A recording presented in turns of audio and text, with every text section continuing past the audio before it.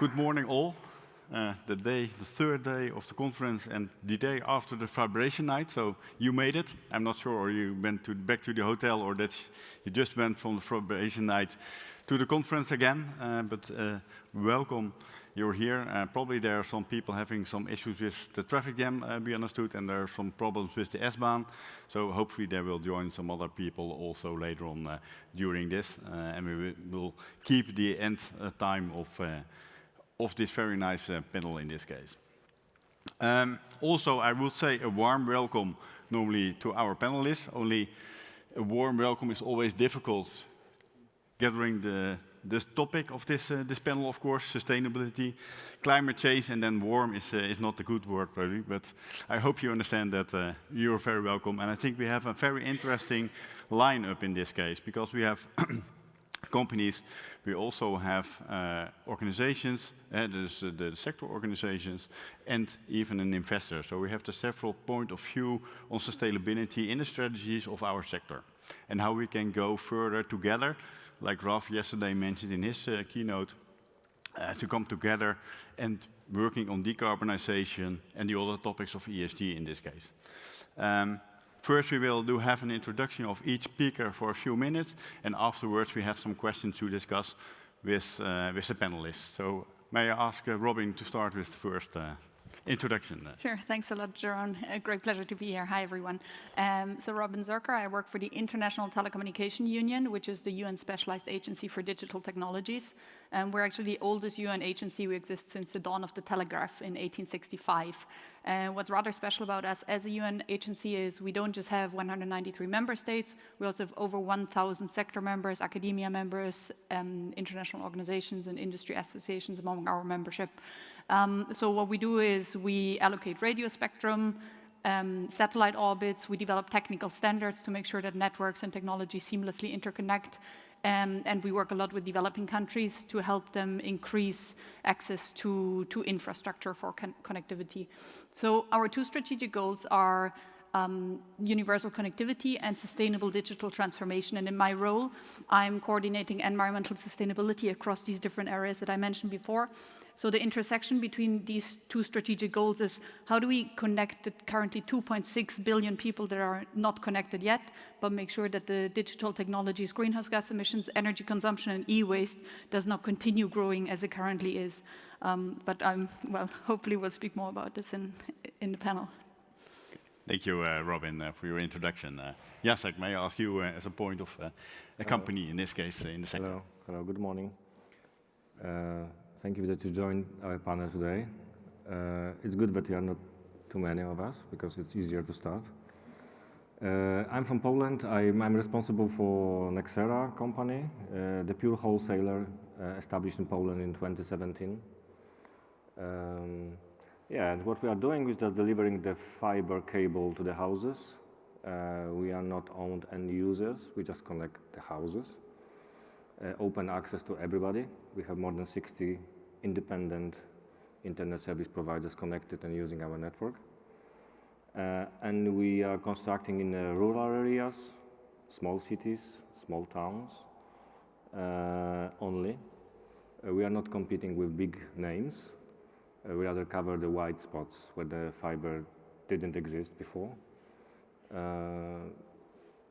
That's us. And because of that fact that we are investing in the local municipalities and local places, we have to start from scratch, building the communication to the people, because they used to live in a different timing. Time is more, flexible for them. They are not in a hurry. They do not make a decision very quickly. So we need to adapt our vision of the fiber development and connecting the houses to the reality we discovered in the local places, small villages in Poland, which becomes today our sustainability strategy, because otherwise we will not get there. We will not convince people to connect to us. This is us. Thank you. Laura, your introduction from Telefonica. Good morning, everyone. So I'm Laura from Telefonica. We are a telco operator. We do deploy fixed and mobile networks in some countries in Europe and also in South America. We are a 100-year company this year. I'm part of the corporate sustainability team. That means that we try to support all the countries in the definition of the sustainability policies, sustainability strategies, and sustainability implementation in all of the topics that you can think about behind those ESG. But I would say that nowadays, the main topics that we are trying to raise on the environmental side is, of course, ESG emissions, and behind that, and to reduce ESG emission, is energy efficiency, and FTTH has been of a lot of help. We'll have time to talk about that, but we will provide with numbers of how much we have reached in terms of energy efficiency of ESG emissions. The other one would be circular economy, and that is something that has been mentioned a lot in these years in the sessions that talk about sustainability, how much we need to be concerned since the very beginning. So considering sustainability by design, any part of the networks that we want to consume now and in the future, how that has considered the circular economy in it. And on the social side, I think that digital inclusion is one of the most relevant topics that we are trying to cover in rural areas, as my colleague Jacek mentioned, but on a general basis, because we are located in countries in South America where you have to provide digital inclusion, even though it's not a rural area, it's still a concern for us. That's a little bit the summary from my side. I work specifically in sustainable finance, so maybe because we have some investors here, maybe depending on the topic, I can talk a little bit about that. But let's leave it on the core sustainability side right now. Thank you. Thank you. That's also one of the questions, and I will later on do to you in this case. Sustainability, but all the other things is also working, of course, cross-border, you can say, cross-sector. So in this case, Kara, you're not directly from the fiber sector, so maybe you can introduce yourself and also the organization you work for. Thank you very much. Good morning, everybody. I'm Chiara Mazzone. I do work for Smart Networks and Services. It's a joint undertaking. It's a public-private entity which do receive funds from the public sector and the private sector, so the European Commission and what we call our industry associations, which cover the telco mobile wireless industry. And we do fund research and innovation and development projects towards 5G advanced and 6G wireless technologies. So indeed, why am I here? I think that's the question that many of you are asking yourself. Because actually, mobile technologies and fixed technologies are just synergetic and complementary. Think about use cases. The most evident, it's about mobility, or it's about ourselves roaming with our phones around. You need wireless technologies to do this. But then, of course, if you want to go further into the G chain, I would say 5G, 6G, where you would have this immersiveness, where you would have this connection of the digital and the physical world, you would need super good, high quality, sustainable, resilient, secure fiber optics infrastructure, providing the capacity to the base station for mobile services. So that's why I'm here. We are doing research and innovation. We are public-private. We do want to push technology discovery and breakthrough at the edge. And then the second reason why I'm here is because of sustainability. There will be no 5G advanced, no 6G without sustainable networks and services. And I hope we will have the time to discuss this further on. Certainly, and I think that's also, it's not only about the fiber, it has to be sustainable, but also the connections in this case for the end users, if you look at the mobile district. Laurencio, may I ask you to introduce yourself? Certainly. Laurencio Brodan, director with Diff Capital Partners, a private equity fund with roughly 17 billion euro AUM and roughly 80 companies and projects. Luckily for me, it's easier to explain why I'm here. I'm here to try to give an insight into how investors think and why sustainability is important for us. I'd say sustainability is very important for any investor, really, because we are investing for the future. And if that future is not the best possible future we can build, then in a sense it negates the whole reason why investment exists as a whole. So we work heavily with a lot of stakeholders trying to promote change and actions, and every time when there is an investment, it is at the forefront of our agenda. Okay, thank you. Now, I think this introduction of the speakers, but also the company or the organization they're working for, gives the different point of views we have here on the stage. Yeah, just the first question to all, so maybe we can do it on the way, the running up we have here. But what do you see if you look at sustainability and what is the added value, if you see that for the sector in this case? Robin, yeah, you're doing the Green Digital Action Plan, so of course that is the larger sector than only for the fiber sector in this case. But what do you see as the added value of sustainability for the sector? Thanks. I mean, overall, I know we'll look at it from a business perspective, but first of all, it should be common sense, because I mean we're currently boiling our planet. The latest World Meteorological Organization report just came out 2 days ago, and 2023 was the hottest year on record, yet again. You know, and it's much more than just a rise of temperature. You know, it's a question of rising inequalities. You know, when temperatures go up, it's about like increased extreme weather events that lead to population displacement. It's leading to biodiversity collapse and so on. So the question is much more about, you know, well, obviously we need nature to survive. But if we look at it from a business perspective, solely, well, risk mitigation is a big part. If you properly embrace sustainability, you can much better cope with the growing uncertainties. Then it's a question of cost savings. If you move towards more energy efficiency, recycling your materials, keeping the equipment for longer, it's a cost-saving question as well. Just one example on the value, the financial value behind it. We, as the International Telecommunication Union, we just launched the latest e-waste monitor yesterday, and in 2022 the world produced 62 million tons of e-waste. So it's a big number, but it basically means that you could fill 1.5 million 40-ton trucks. That could be a bumper-to-bumper line across the equator, and less than 1/4 of it is recycled.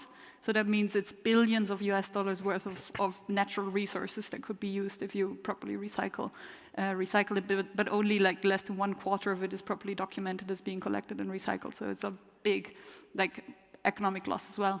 And then of course there's other added values which hopefully most of you know, like better reputation with consumers, especially socially minded millennials are really interested to work more for companies that have the sustainability mindset, and there's studies showing that there's less absenteeism, more motivation and so on behind it.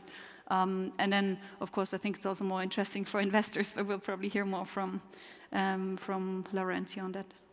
Okay, thank you. And Jacek, if you look at the added value for companies rolling out now, Homes Passed, Homes Connected, of course, in Poland, and what is for you the added value to have sustainability integrated in your strategy as a company? Okay, there are several points. One, I think in general, I think that's putting the fiber or digital world to the houses, open the digital world to all people who can make much easier shopping. They are connected. They can do much more efficient way of organizing the vacation or holidays. They can do many things remotely, and also the local authorities are open 24/7. It creates savings. It's more efficient. It means that we don't need to go every time to organize something physically in person by car, for example. We can stay at home and doing this automatically. So digitalization, I think, is the very important factor when we're talking about goals. From my perspective, how I see sustainability is not only about environment, it's very important, but also what benefits it brings us to the business. And when we are more digitalized, then more customers are connected because they see that their neighbors are connected. So it's also it's against the digital exclusion. People are more open. We break the monopolies. Like based on the multi-fiber we provide, the customers can choose out of 60 independent operators, on the one cable, not 60 cables to the house. It's also something which benefits on us. Yeah, okay. And Laura, you're working, of course, more global, with different countries and different locations in the world. And how do you see that as sustainability? Does it has an added value for Telefónica in this case? And how are you integrated that in the strategy? Because all the different countries you're having. So yes, we are, I think, 13 different countries. It's part of the strategy in all of the countries because it's part of the corporate strategy. there are many advantages of working in sustainability, but I mentioned that I'm the sustainable finance guy here. I'm gonna work a little bit on 2 ideas that my colleague Rodin mentioned is, first of all, reduce risk management, and second of all, cost savings. Okay, because we can also generate about the awareness that we generate in the people, but at the end of the day, they are going to consider sustainability among other criteria. I would love to say that is one of the most important one, but it's not, and we know that as consumers. So on what we do on a company and how sustainability has become part of their strategy, of course, it's about trying to generate awareness inside, because 15 years ago, it was not so easy. But in terms of risk management and reduced risk management, examples that I can give you that are real in Telefonica. We started signing power purchase agreements a few years ago. We didn't sign as much as we would have loved to, and by we I mean the sustainability team, because sometimes it's difficult and there are many other relevant decisions within the company. But it has allowed us to have some part of secure energy consumption in these years where all the situation of the inflation of the markets and the situation that we are all facing in terms of energy consumption, for example, gave us a particular positive situation on the side of the energy consumption where we had previously signed some agreements that make us be more comfortable with the cost of the energy because it could not be increased and things like that. So we need to take into consideration that when we talk about future climate change, when the IPCC said what's going to happen in 2030 or 2040, it's all about know and try to identify and prevent yourselves from getting your company into a lot of risks that you have not been able to manage in advance. So risk management is one very relevant, and the second one, cost savings. You have a lot of examples out there, but sustainability needs to be also financial sustainability, right? There's a lot of sustainability behind, but we cannot manage it from a financial perspective, it's not gonna work. So if we see, for example, FTTH from a very strictly environmental sustainability, what I can tell you is that we made life cycle assessment of 3 whole operations, Spain, Brazil, and Germany, like 2 years ago, and we published an executive report. And in terms of environmental impact, what we saw is that if we faced FTTH in Spain and copper in Spain, FTTH provide 18 times less environmental impact in the whole network of Spain from a third-party verified life cycle assessment, right? This was third-party verified, by petabyte, 18 times less, 5 times less per access. Okay, if I try to see it from a just environmental perspective, I can say this is what we have. What we have in terms of cost savings. For example, we have measured that all the energy efficiency projects that we have done, a lot of it's about switching off copper and implementing FTTH, but there are some others in place, many other projects in place. We have saved since, I think it's since 2014, 2015, more than 80 million euros in terms of energy efficiency. We are shutting down copper. That means that we have closed a lot of buildings, right? That increases the cost savings. So these are just a few examples for one of our operations. We have some others for Uruguay or whatever, but the point that I try to raise here is when you try to look at sustainability, try to check the cost savings, because maybe you didn't see them so far in this point in time, but if you try to calculate the IRR of the operation, or if you try to check what's going to happen or which potential risks are you going to reduce for your company in the years to come, it will be easier for you maybe to see sustainability as a good option for the business. Any business, any part of the FTTH, it doesn't matter. There are a lot of things that you can improve, and they're gonna be, I'm totally sure, good for the business in the future. Okay, that's great to hear, and all the savings, of course. Now, you're already mentioning, of course, the outroll of 6G, Kara, and now there's a lot of energy savings possibilities if you use fiber. How do you see that with the deployment of the upcoming 6G developments and sustainability in that case as an added value? Yeah. We have the luxury of not having quarterly results, but we do have KPIs. And in our program, which is 900 plus 900, so public and private funded program, 1.8 billion euros, to research and going towards development of those 6G systems. We do have KPIs. We are implementing also European public policy goals, and as many of you would know, there has been a great push and a green push from the European Commission on the Green Deal. We are part of this, we are part of green, we are part of digital, so we are at the intersection of what matters most for Europe at the current moment, on top of security, of course, and a kind of a geopolitical context. But then coming to sustainability, we have decided that it should be part of the most of our research and innovation dimension. If you want to innovate, you start with research. If you don't put sustainability at the beginning of the research and innovation cycle, you will not get a product which is sustainable by design, designed in a modular phase. But it's a long process. We know that R&D take 3 to 5 to 8 years when you start very early.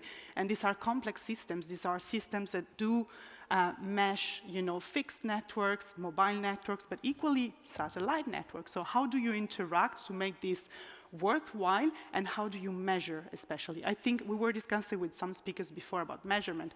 I think what we miss today is that there's a lot of commitment from the industry to be more sustainable, to showcase this, to use more renewable energies, but how to harmonize this and how to measure this. I will have some announcements at the end, but just to say that we introduce sustainability from the onset, and we want that we consider what a sustainable network design and deployment is end-to-end, which means you go throughout your value chain, which means you go from microelectronics components until, if possible, data usage.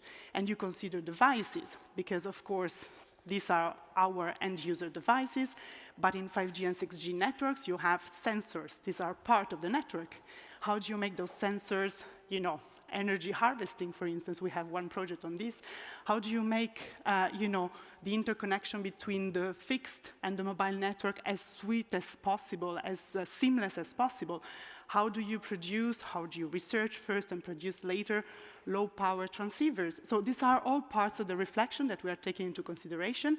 And a spoiler alert, out of our 130 million euro work program, which is our main guiding strategic document, we have 1/3, which is dedicated to kind of more sustainable, greener networks. We will discuss about it later, I think. Yeah, certainly. But to say that if you don't do it from the beginning, you just risk coming at the end with some products which are not really, from the R&D perspective, designed for. And I think, if I may, the next two things which really counts, it's regulators, how much they go in asking, the industry to be greener, suppliers, consumers, of course, and investors. How eager they are to invest, how eager they are to have those kind of KPIs, showcasing that they are also, everybody is doing their part of the job. I think that is a nice one, Laurencio, for you as also an introduction. There's also, of course, we're not going to be that technical on regulation, but there's, of course, as part of the Green Deal, the EU taxonomy. That's very important for investors and the financial sector, of course. And how do you see sustainability as an investor in this case? For the companies you're investing in or looking for? Yeah, I think the easy answer is that we're fully aligned with it, and it forms integral part of our investment thesis. So we invest for the future, as such, from the word go. Whenever we're looking to invest or to partner with a company, as part of the due diligence pack, there is an ESG due diligence. So it is actually quite heartwarming for me to see that things have gotten to this point in time where usually a number of years ago, people would have looked at doing legal due diligence because there were questions around liabilities, doing financial due diligence because that's what they were buying. But equally now, across the spectrum, you see everybody having ESG due diligence, sustainability due diligence as being one of the first action items right from the word go, as I've mentioned. We invest for the future, so for us, there's no question. We must be aligned. We must be fully behind it. We must be supporting it, right? We also internally do a lot of work around the value creation plans, and we look at what can be implemented in each company. We set objectives every year. We assess the companies against those objectives, and there is a new action plan which is delivered for the year after. I think it's important to also touch upon the fact that many people, I think, are on board. But if ever, for example, there is a discussion and there are questions raised about it, the way I phrase the need for sustainability is to try to focus away from the nitty-gritty of how do you do it, but to understand if this is part of your natural evolution. Can you use whatever actions you're undertaking to be more sustainable, to create a moat, to differentiate yourself from your competitor? Is this a unique selling point in a sense? Or is it just a way to plan for the future? I think that's more and more important, because as opposed to the long-term history that we have today, where things were evolving at a certain pace, I think nowadays things are changing at a much rapid pace. So if you do that, you have to constantly be innovating, constantly be researching, but also constantly adapting yourself. And if you are doing changes, if you are adapting, it is crucial that you do it in a sustainable way. In the same time, it gives you a natural way in. Because things are changing this quickly, it allows the companies themselves to take that into account, to be able to plan for the future. Going back to Laura's point and to Robin's point, again, I think what is a fantastic development is that almost all the actors are on board. You see the lenders, and yesterday there were a few sessions with lenders, that they're on board, they're offering various incentives as part of the loan or the debt instruments which they've put available. You see a lot of the public sector, which is being supportive in various ways. You also see grassroots communities, because really, I think we're having the macro view, but the most important part of them all is really to start from the individual. Because a lot of the, my view in life is that a lot of the big changes have often started with a handful of individuals, or in some cases just one individual. So I think we mustn't forget that. We mustn't forget the fact that each and every one of us can contribute in a way, even if you're doing the smallest of steps of just talking about it, of just putting it out there. And then depending on how much responsibility each and everyone has, how many levers of actions you have, it is upon us, it's incumbent upon us to try to utilize most of them to prepare for a sustainable future. And at the end of the day, for a planet and for companies that we'll be handing over to our children. So again, I think there is no question about it. We must do it. Yeah, that's great to hear, because already mentioned regulation and finance is of course important. Laura, not only without your role as within Telefonica, but you're also chair of the Sustainability Finance Committee of the ETNO. How do you see the changes of sustainability in the financing, and what are the important issues and the possibilities to attend to the new developments of sustainable finance? So in terms of what has happened until now, in terms of interest by investors, any type of investors, any type of investment that they are doing on the companies, that you clearly see that there are more and more interactions in terms of ESG concerns, questions, whatever. In terms of the debt market itself, because one of the things that we do is that we issue green bonds or social bonds or sustainable bonds to the market. Since 2019, we were the first telco company issuing the first green bond, and we have also a history, if you can talk about a history in 5 years, but it's true that it's quite recent, this concept of sustainable finance. What we can say is that we are getting like a very good acceptance from the market. Any bond that is green has very good acceptance in the markets, or that is social. It's true that lately it's been mostly green. It's a little bit how markets were. A couple of years ago, because of the COVID, social was much more in this spot. Nowadays it's mainly green. But it's true that one of the concerns that we have as a sector in terms of sustainable finance, I guess most of us maybe are from the European world, so one of the things that we are trying to work as a sector is the role of the networks in the European taxonomy of sustainable activities, or the non-role of the networks, I would say, in the European taxonomy, because one thing that we are a bit concerned about is that one of the things that investors started asking about a few years ago because of the regulation is how much aligned is the sector with the European taxonomy of sustainable activity. So far, it's just green activities. And that is something that we are trying to work. We've made a proposal, so the sector has made a bunch of proposals in one mechanism that was open until December by the own commission on the platform Sustainable Finance. So we really hope that we can work with the Commission, or at least the Commission considered to the inclusion of fixed but also mobile networks with better understanding within the taxonomy, because it's true that at some point, and I come back to my previous concern, we are trying to analyze which type of risk this could become for the sector. So the option that we have right now, that is networks are not going or cannot be invested as green taxonomy capex, or green eligible taxonomy capex, it's something that we are a bit concerned about. So we're working on that as a sector, not just ETNO, but jointly also with FTTH and ESMA, we're working on that, and hopefully we will get an improvement on that within the taxonomy, because that's one of the main concerns, mainly starting next year, where we are going to start seeing in the markets like actual green bonds and green bonds under the European green bond standard. So there's going to be a split of the markets, and we don't know exactly how investors are going to react to that. So when they have to select, what's going to happen after that. So we need an improvement on that side, I would say, for the sector, not just for Telefonica, for FTTH, for anyone that is working on the sector. Yeah. So we still have a challenge and a way to go in this case to convince the Commission, the European Commission in this case. Jacek, if you're looking at you as a company and operator and rolling out, how do you see that there's getting more attention for sustainability with your stakeholders? Of course, already mentioned investors and banks, but how do you see with other stakeholders, suppliers in your supply chain? How do you see the attention for sustainability in that? It's better and better.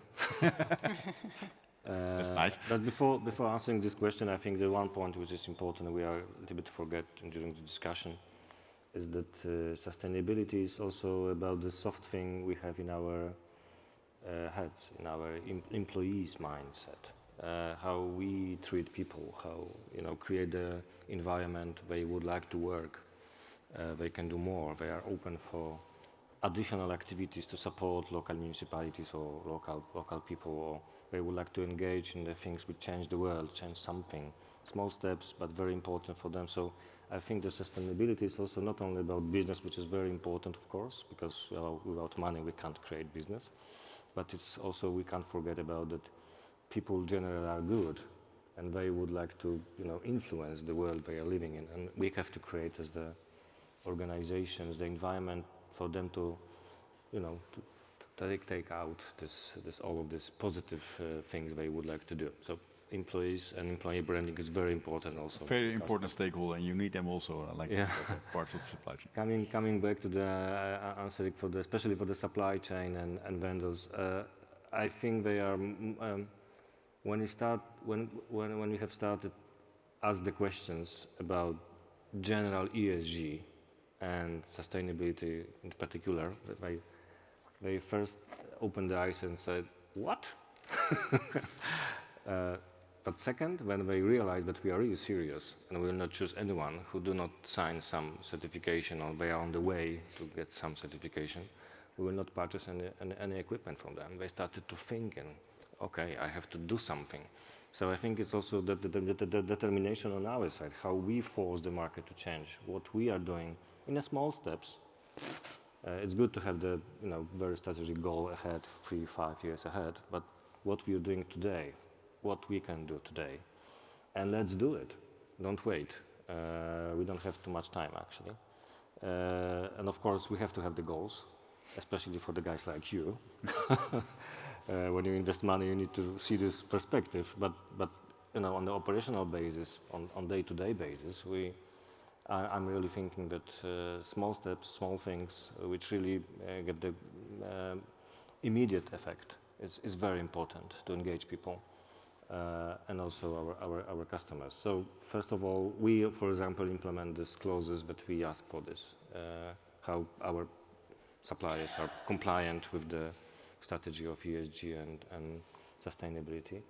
Another thing is that we didn't buy any energy outside of the green energy. We just supply our active nodes from the vendor who has the certification that he produced the energy from the wind or sun.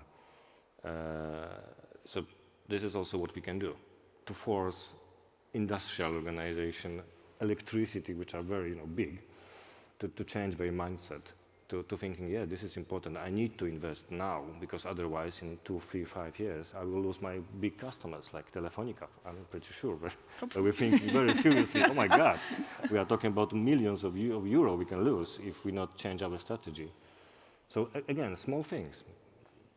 Don't think big, but do small things because otherwise we will not change what is outside of us.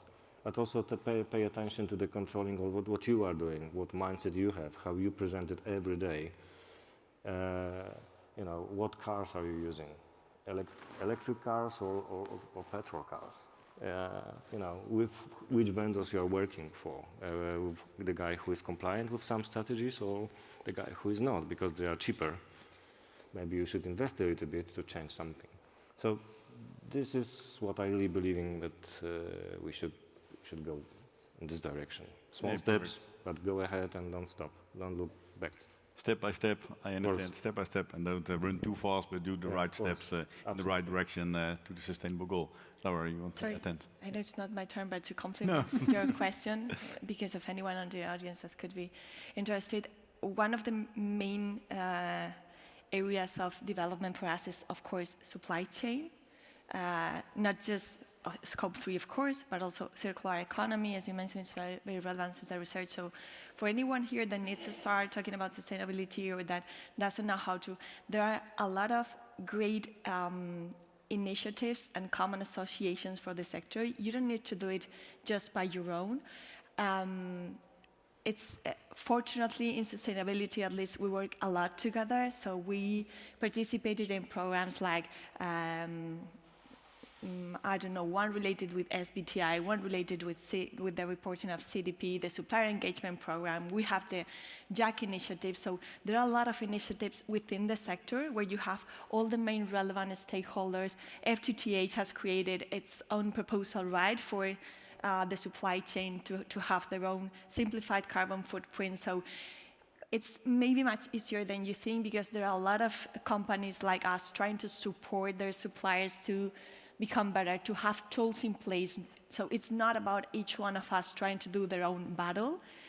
Try to join forces, ask to any association that you participate, because you are going to find really experts in the sustainability committees like Giron or anyone that you can imagine with any association that you participate. Try to do it jointly because it's going to be much less resource consuming and it's going to have a much bigger impact, right? So just as a recommendation for anyone in the sector interested in trying to push harder for this. Thank you for the adjustment, and I think that is the perfect bridge to Robin, because she's the program manager of the Green Digital Action. So, Robin, we were just discussing about, Jacek mentioned some actions you can take as a company, and not too technical, but there's scope 1, 2, and 3 if you calculate your carbon footprint. That's the things you can do at your own because of their direct emissions, but scope 3, the supply chain, is getting more and more important. A lot of companies setting goals and targets like net zero, SBTI targets. So it's getting more and more important to connect with your supply chain. Do you see that also, Robin, and how do you see the programs and the option for that? Thanks. To do it together, like Laura already mentioned. Yes, it's really a very good lead into Green Digital Action, but maybe just to briefly take one step back. So yes, I mean, there are a lot of challenges around, especially around transparency and reporting, but also overall on the greenhouse gas emissions. So a key challenge we need to address as the digital tech industry is to reduce greenhouse gas emissions. Currently, the sector has an estimated share of the global greenhouse gas emissions between 1.5% to 4% of global emissions generation, but based on an ITU standard, the sector would have to reduce its emissions by 45% by 2030 compared to 2020. But instead of reducing, it's growing and growing. So one way of reducing is, like Jacek said, is to purchase renewable energy, so to transform to renewable energy sources. That's the most efficient way to reduce your emissions. And there's really good for a sign. So the purchasing power that the digital tech industry as such has is already transforming renewable energy markets. In 2021, I think roughly half of the renewable energy purchases were done by tech companies. Of course, mainly the big players play a key role there, but also, as it was said, also as a small player, every step you can make into the right direction is a good step. But at the same time, this like growing hunger for energy, also sparked by increased data processing and data storage needs, also through AI systems, for example, is again then causing energy supply concerns from the government perspective. So there's a few data center hubs like Amsterdam and so on that are starting to put moratoriums on new data centers. So that's a problem caused through that as well, whether it's renewable energy or not. So reducing energy efficiency, increasing energy efficiency is already another key input you shouldn't forget, or you can create your own renewable energy sources, of course. But I mean, I know for the fiber industry, there's estimates in France, for example, that said that fiber optics use roughly 4% less energy than copper networks, but it's not enough to stop there. You know, it's good that you're here and don't just rest on that fact already, that you think you're already doing your part, because there's always more you can do, and so that's where Green Digital Action comes in. In ITU, I mean, historically, as I said, we have a large membership, so also in the standards we develop, it's a really multi-stakeholder initiative. But then last year, together with FTTH Council Europe and Telefonica and more than 40 other partners, we've launched Green Digital Action, the initiative to really bring the whole industry together and see how can we increase collaboration and move closer together for concrete climate action. Because it's really not about just, you know, being a front runner as yourself, but really how can you help others? How can you mainstream the ambition loop? And I mean, in Europe, we're doing pretty good also on the renewable energy infrastructure, but how can we mainstream the ambition loop to other geographic areas? Bring companies and sectors on board that are maybe not there yet. I know in the fiber industry you're doing a lot with the committee, but so Green Digital Action is all about collaboration, and what we've done is we've launched a couple of calls to action last year in the context of the climate conference in Dubai.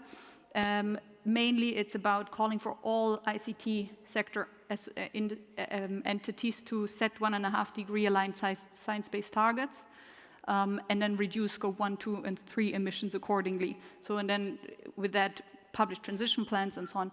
And in that context, also what Laura said is really all about working together. So we have a lot of front runners already on board, but we're really trying to get those companies that are maybe not there yet on board. We're organizing webinars, guidances, and so on to really explain how can you use the standards that are out there to implement them within your organization on measuring scope 3 emissions, on harmonizing the data collection and so on. So that's one of the calls to action. And then the second one, that I'll briefly touch on it, is really this issue around transparency in the industry. So the second call to action was that we're also calling for all companies to make their greenhouse gas emissions and energy use data openly available.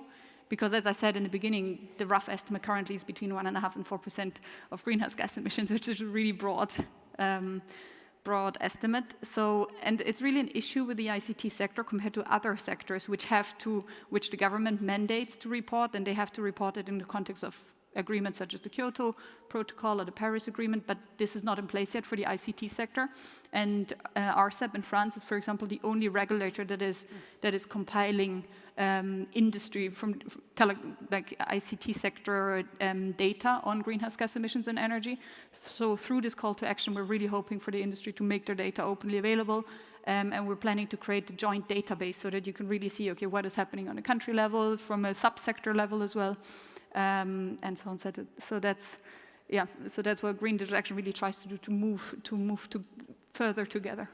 Yeah, and I think also to mention that maybe an important thing also, not only be transparent in your data as a company, your carbon footprint in this case, but also the database for the availability of vendors to put the outcomes of life cycle assessment or environmental product declarations into a database. So yeah, we can see which of the equipment will be more sustainable or has less environmental impact than the other. So that's also an important thing as part of one of the calls for action, and also one thing that as a council, as FTTH Council and the Sustainability Committee is very important for us because we want to move on with the complete sector, of course.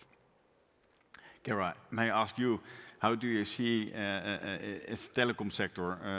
We're working on all kinds of perfect action plans rolling out, but how do you see the benefits of the telecom sector in case of sustainability, climate change? It's not at the company level, but more at the global level, or how do you see that? What are the benefits of the sustainability we're doing? I think there are two aspects. So we were discussing about networks impact, so the footprint of the networks. Then we should discuss about the footprint of the services, the usage. If you have a network, but if you don't have users and services, your revenue model is probably a bit biased. And that we should think about what we call, in general terms in the sustainability world, the enablement effect. And then I think we should discuss about the rebound effect. I do come from the mobile wireless sector, so data traffic increase has got an impact on how you dimension your networks. It's probably visible but less visible for fixed networks, but if you have one user more, you have to provide more capacity for that user to be able to serve at his convenience, and for the industry, the client that you are serving to use your network. So I think if we put this together, you have the footprint of the networks, which means R&D on how do you design and deploy those, but you also have how much you can enable other vertical industries to be more, when you digitalize, to be more effective in the operation, in the maintenance, in what they do. And this is not easy to measure. I know that we have many initiatives that are going around there at global level, at European level, but this is also an important thing for us. We do have 2 work streams, which talks about sustainable 6G for the networks part and 6G for sustainability. So how can you enable the ones that want to digitalize to be more effective? If you take traffic management, how do you use the mobile network to improve the traffic management in a city, to make the city smarter, to consume less? There are many use cases. It could be smart farming, but there are many others. So I think you start small with your project, dimensioning it to your network, but then you grow bigger and you think value chain, supply chain, but you also think how you can serve other verticals. Now it's a challenge because, of course, data are not comparable. I just wanted to make a point that the data sharing, it's very important, and I think the collaboration that we have in the sustainability sector should help sharing anonymized data that can be used for purposeful research. That's a problem that we hear from universities. We want to do a study, we want to dimension the network at best, we want to use artificial intelligence to orchestrate how the network works and how the network shifts dynamically, but we don't have data. And of course, everybody's protecting their data, but we should think also how much we should give to the community for the community to be able to give back to the industry. So I don't know if I answer perfectly your question, but I think we have different scales of action that could be featured. And what we are trying to do also through our funding is also to create this kind of data platform where within the consortium of that project, in a secured manner, you can find ways of exchanging data, anonymizing those, but for the use and reuse of the research. Also, we have a couple of other challenges which are not fully addressed from the sustainability point of view. We want to go into more secure networks and security, especially when you enlarge the surface attack. It's called redundancy. And when you do redundancy, you multiply and duplicate things, because if there is something that goes not well on one side, you have another track. So redundancy, it's good and bad for sustainability, because if you have to duplicate, you should think forward on how to reduce and minimize the impact. And the second thing, which everybody is speaking about, is artificial intelligence. Highly useful in networks to orchestrate, to manage, to automatically adjust. But I think we are looking too little for the moment at the real impact. So when you put footprint and handprint, how much do you consume, but how much you can serve the purpose, the end user? I think that should be in balance. And probably that's what it's missing today, this overall end-to-end from network's perspective, but also how much do I consume and how much do I give back to my value chain, to my end user, to my actors. So that's also a kind of research topic that we want to explore in the future. Yeah, perfect, because I think that is getting more and more important. And Laurentian, how do you integrate it in the decisions for the companies you're already participating in, or maybe you're looking for? How do you integrate the positive impact we can have as a contribution to climate change as a sector? Is that a part of your decision making as an investor in this case? So it's all about lowering decarbonization, the own footprint, of course, but how can we stimulate the positive impact of it? Is that how are you doing it as an investor? So I think the interesting part, and it's a number of topics that we've already touched upon, is that whenever you are looking and analyzing the sustainability and the ESG impacts on the supply chain, or somebody gave the example of a concentration of data centers, when you start doing that analysis, you very quickly realize that it has ramification on other things. It's simple to see that if you put all of the data centers in one location, and therefore there's a huge demand for energy there, maybe you would like to diversify from that.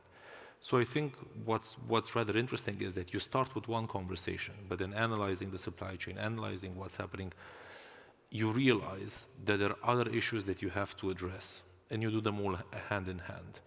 I think Laura, mentioned risk quite often, right? Risk is at the heart of investing. So it's important to analyze every move that you make, also from that perspective. Do we need to do something now, or because we're asking all these questions, can we identify key risks here? If yes, then here's a second reason, if you needed one, why you need to be changing things. Yeah. Okay, great. And Laura, do you also see that? Because it's also an important thing I know about the discussions about the EU taxonomy. But what can be the positive impact of the sector? Because that is, how sustainable is the sector? It's not only going about the own footprint, but also the positive impact. So the enablement effect of the sector is somehow included in the taxonomy. So for those who don't know, the ICT sector is included in the taxonomy. There were just 6 sectors included, and one of them is ICT.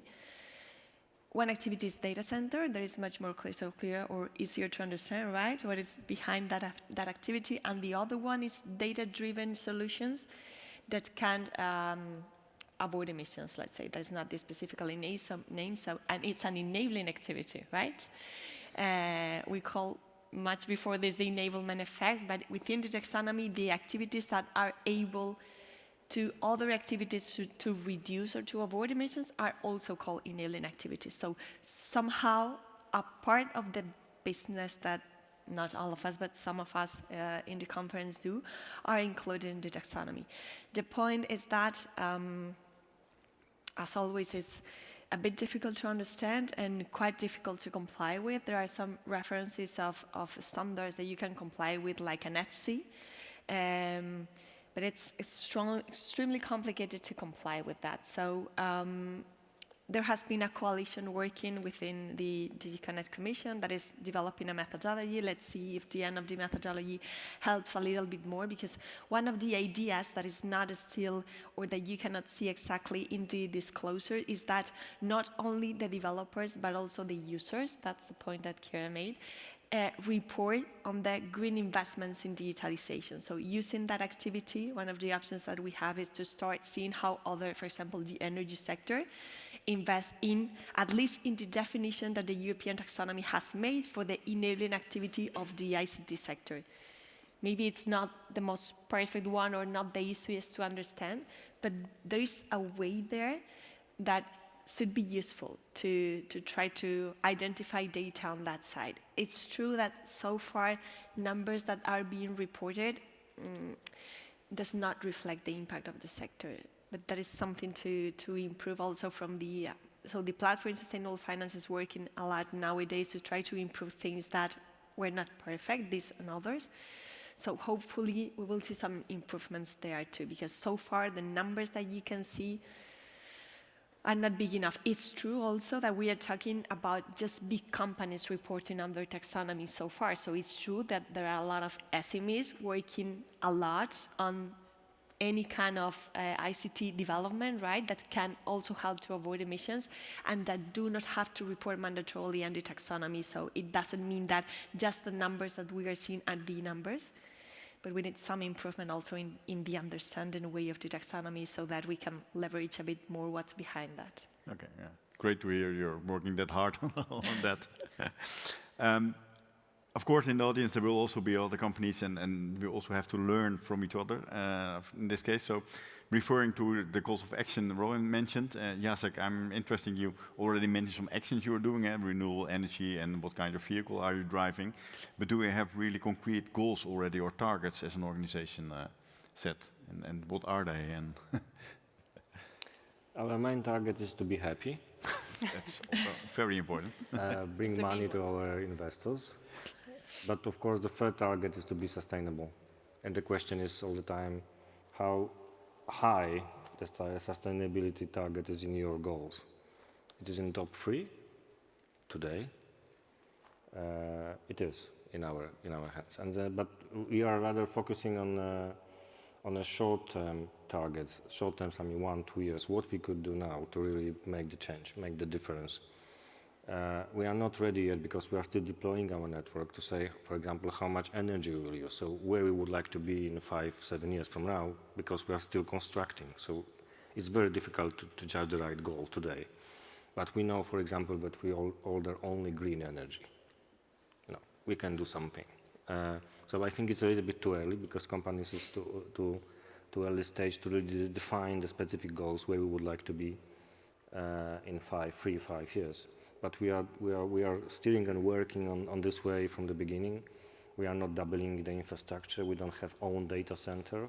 We use spread data centers around Poland. We are not duplicate the network. We are not construct the network which exists somewhere.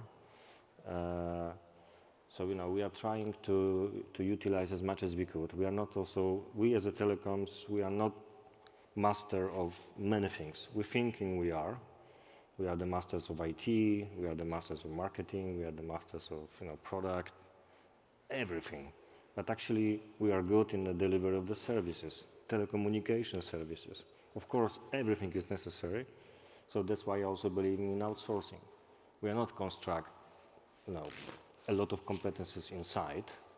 Of course, I have the IT, but I will not call it IT. We call it business processes and IT, because everything is outside. We are using external developers, analytics, or anybody who support us to develop our IT systems, which is based on cloud computing somewhere. I don't even know where it is, because we don't want to duplicate the infrastructure. It's also from the backup perspective, because I know that these guys are professionals in data centers, so for sure they have some backup somewhere. But in our server rooms, of course, we have server rooms. It's only a router with the internet access to the world. That's it. And this is also the way how we are sitting and how we are thinking about sustainability.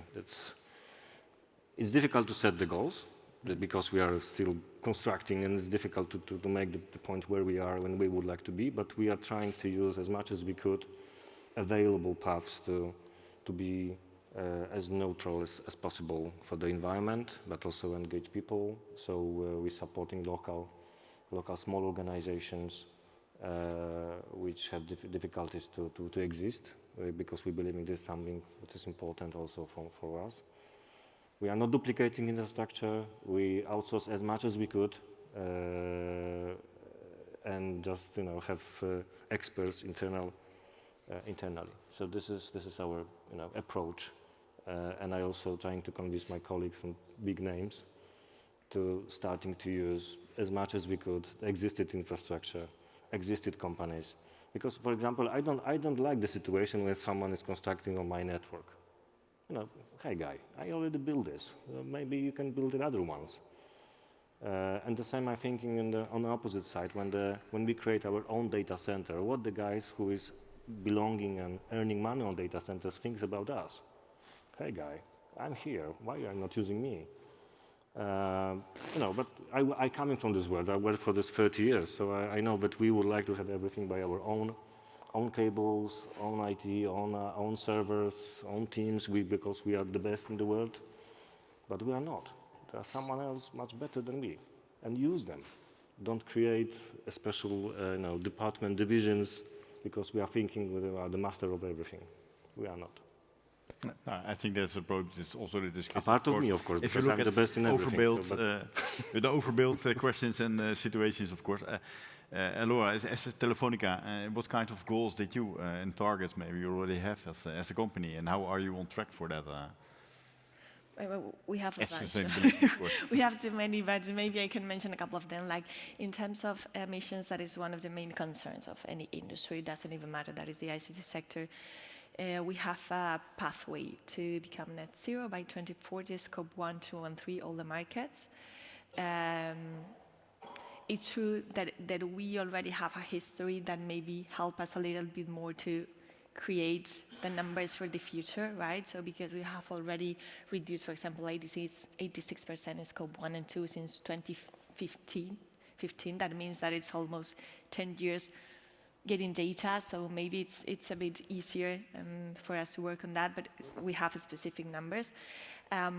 We also have, for example, we want to reach 40% of all the financing of the company linked to any kind of ESG targets, because we think it's relevant to link it anytime also to the financial strategy, not just to the core business projects. We have a goal related with zero waste also. We're trying to work on that. We have a bunch of others, but I would mention those like the most relevant ones in terms of sustainability nowadays, and in terms of how many efforts do we need to reach that point, because just talking about the ESG emissions, we need a lot of work with all the supply chain and with all this value chain, not just the supply chain. So behind one goal, we're gonna have dozens of projects to try to reach that point, even though we have some history in the scope 3, not so much, and one of the initiatives is the Green Digital Action and working together. And on the financial side, we reached last year more than 33%, so it's true that we also have a history, so it's, no, I wouldn't say easy, but it's like a compromise. So at some point you cannot stop defining goals for yourself, because now that you have started, you have to keep pushing the company to be better. Yeah, but nice you're on track and you're working on it. That's a good one. Laurencio, I'm just curious about your company set targets. Maybe I'm interested in that, but also in do you have some requirements or obligations to the parties you are in? Because yeah, you as an investor can of course say to your participation, your portfolio companies, do this, do that. Is that something you're already doing also, or? Correct, yes. So we set yearly KPIs. We have an ESG action plan, which sets a number of action for the year to come. It is voted on in the board meeting, so it starts from the highest level and it's then cascaded down to various departments within the business, and then there's follow-up. The following year, there's a report looking at what have we achieved and where are we going from there. And I think it's just, you know, it's this mechanism which is actually pretty powerful in its own. Because once you've started somewhere, every year you have to raise the bar. You're saying, okay, well, this year we've tackled this issue. What can we do more? What KPI do we have for next year? What will be on the action plan? And very quickly, after a small number of years, you know, things are getting actually quite efficient. The one thing which I'd caution, and just because, you know, we had a deeper discussion here, is that if you're walking down the corridor or down the hallway and you can't explain to a colleague what exactly is it that you have to achieve in that year, it's a wasted KPI, it's a wasted goal. And I think, you know, probably all of us as a whole here, you know, because we're passionate about the subject, we tend to rationalize it quite a lot, I guess, and, you know, it becomes more complicated, there are more terms and there are more measurements, right? But you really have to go back to simplicity.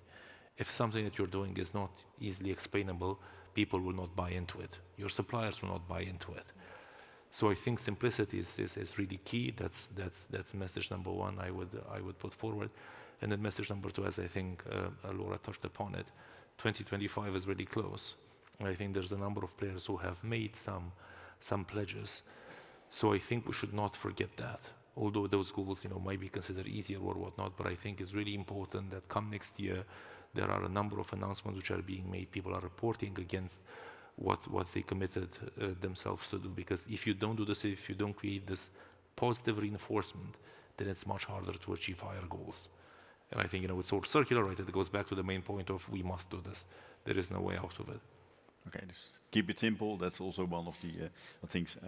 Looking at the time in this case, and probably the coffee break will always start, I want to just have a combination of two questions we prepared in this case, and want to ask every speaker about that. What do you see as the next step, maybe for your organization or for the sector? And what would be your call to action to the other attendees here? I think we do it on this way. So Robin, may I start with you? Thanks a lot. So in terms of next steps, so we'll continue with green digital action. That's also my call to action, join. No, but I think this whole like continuous improvement aspect that was mentioned is really important. So you don't have to be perfect from beginning on, just make small steps. But in terms of green digital action specifically, so we have a webinar on the 16th of April coming up on setting net 1.5 degree aligned science-based targets. So on the 17th of April, maybe you have your 1.5 degree aligned science-based targets. And these webinars are really open for everyone to join. So if you want to make progress, but also a little bit of wider next step for green digital action. We're not just looking at this bring your own house in order aspect, but we're also looking at the enablement aspect. So how can we leverage the positive aspects that digital technologies have? And we've made great progress since last year. So, I mean, we spoke a lot about, the greenhouse gas emissions and also the enablement on making other industries more energy efficient through AI algorithms, IoT, and so on. But obviously, digital technologies have many other benefits, such as there's a lot of innovations on making sure that people benefit from early warnings for all before disasters strike, to collect data and share data, making climate-relevant data available. And within Green Digital Action, we already have a fantastic progress from the mobile industry that has committed to support the UN Secretary General's Early Warnings for All initiative through cell broadcast. The satellite industry has made similar commitments, and there's similar things the fiber industry could do more in. I think there's a lot of potential. ITU is leading the Joint Task Force for Smart Submarine Cables, for example, and it's just now starting to be deployed in Portugal, Vanuatu, and New Caledonia. That submarine fiber cables also have sensors on it that measure ocean temperature, the rise in ocean, in like water height. Then they can detect tsunamis, earthquakes, and so on. So this is really an area, I think, where the fiber industry as such could make a lot of impact. So within Green Digital Action, we're really trying to explore where are additional areas for collaboration where we can do more. So. Yeah, great to hear, but also the positive impact we can do as a sector and industry in this case. Jacek, your next steps and call to action to the audience here. Maybe call to action. That's perfect. Sustainability is very simple. It is with us. You are in or you are not. If you're not thinking about you, what you could do personally, today, tomorrow, not week later, then everything starts simply because you also had a lot of examples that exist. You shouldn't teach yourself to find a way. You can learn from others, from us, for example, for sure, but also from many others, and start to doing this. So I think it's the most important to find in your mind this power to start this journey. From today, just after this conference, after this panel, actually. So this is the most important, and also thinking in this, but it is not very complicated, because when you are saying, you read about it over the internet or in some articles, it sounds very, very difficult and long-lasting thing, but in fact there are very small things and small steps. Simplicity, what you mentioned, is very important. The coffee break is now being in the exhibition almost 25. I'm almost done. You still have 2 minutes. I hear you on the clock. But, I hear you. I'm finishing. Thank you very much. Laura, for the last 2 minutes on my clock here. Very The quick. shout out to the audience. No, It was on me. Don't worry. Very quick, but we have ahead GHG emission reduction, promote circular economy, think about the whole value chain when we talk about sustainability and sustainable finance, networks and taxonomy, hopefully. That's it. Kara, don't rush. 3 main messages from my part. Move the sustainability out of our R&D lab into the executive committees of companies. Secondly, we are and we can be the platform for the supply chain to come together. And third, which is also my call to action, I don't know if we can pull up slides or if there's no time. We have more than 40 million euros just this year dedicated to this sustainability lighthouse, which is a project to devise where sustainability will go in mobile networks and then to apply it to large-scale trials and pilots. And very last call to action is we are also designing our 2025 work program, which will define where the funds go. So please help us to understand what to do better in sustainability. Okay, thank you for this, and yeah, let it be an attention. Last but not least, Sure. Laurencio. A quick closing word for me. I think for us is all about what I've mentioned, the action plans and the work of actually implementing them, following through, setting the KPIs. And the call to action is to everybody who is in a position of responsibility in a company to prepare and to have this mindset such that whenever you are having a new investor on board, you're able to propel, to use that new firepower you have to propel your goals further. Thank you. Now, I think some lessons learned this morning are keep it simple, that's one.